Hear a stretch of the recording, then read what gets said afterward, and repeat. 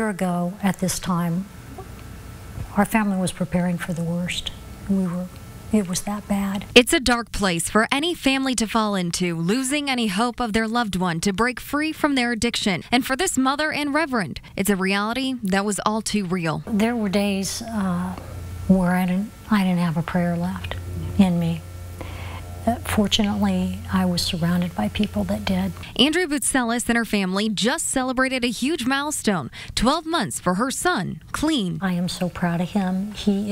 I feel like I have my son back. As a family who knows the journey to recovery, Andrea also understands the stigma. Unfortunately, you just can't openly go out and talk to people about it because they'll judge you. And therefore, there are a lot of people in the pews in churches that are silently suffering.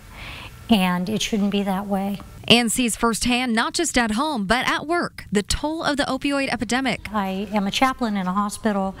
The ERs are getting slammed with this every single night. A leader in her faith community, Andrea wants other interfaith leaders to step up and be a resource for those who are struggling with addiction. I think that the church is the most underutilized resource that we have, and that we can do much better. This is what we're called to do.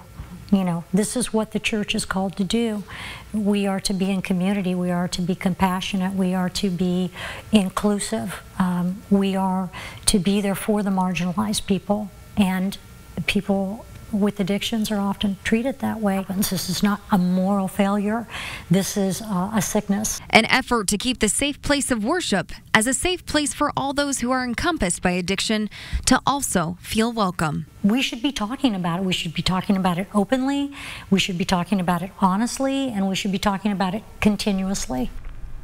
And the interfaith community's role in response to the opioid epidemic is happening on Friday, June 15th from 11 a.m. to 1 p.m. at the Indiana Interchurch Center in Indianapolis. Now, the goals of the event are on your screen. They include educating faith leaders on the opioid epidemic, to recognize that addiction is a disease and to be able to identify an addict in their congregation. Also to be a resource for families and act as a channel to recovery. Now, all faith leaders, chaplains, youth ministries, addiction counselors, and social agencies in the area are invited to this event, but you are asked to RSVP. Andrea hopes this is the beginning of something that will be a community-wide effort.